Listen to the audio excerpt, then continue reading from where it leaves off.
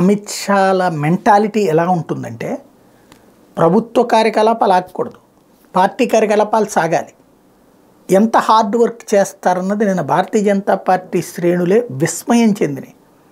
ఒక గంట పని చేస్తే 4 గంటలు విశ్రాంతి తీసుకునేటువంటి రోజులలో రిలాక్సేషన్కి ఎక్కువ ప్రయారిటీ ఇస్తూ కష్టపడే తత్వం తగ్గిపోతున్నటువంటి రోజుల్లో నరేంద్ర మోడీ అమిత్ షాల జోడీ నిన్న రాత్రి నుంచి అంటే దాదాపుగా తెల్లవారుజామున 3:30 గంటల దాకా ఢిల్లీలో పార్టీ నాయకులతో కూర్చున్నారు.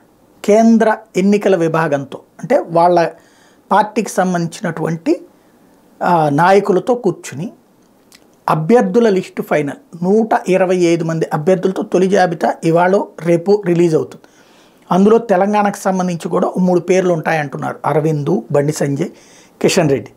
ఓవరాల్గా ఫస్ట్ లిస్టు రెడీ చేయడానికి ఎక్కడ నేను పొద్దున గవర్నమెంట్ యాక్టివిటీస్ అంటే మోడీ ఏ సెలవు తీసుకోవాలి, ఏ బ్రేకు ఇవ్వాలి, ప్రభుత్వ కార్యకలాపాలు చేస్తూనే ఉన్నాడు. అమిత్ షా హోంశాఖ పనులు చేస్తూనే ఉన్నారు. చేస్తూ రాత్రి పూట్లను పార్టీ యాక్టివిటీ పెట్టుకుని రాత్రి 8 గంటల నుంచి తెల్లవారుజామున 3:30 దాకా పనిచేసుకున్నారు.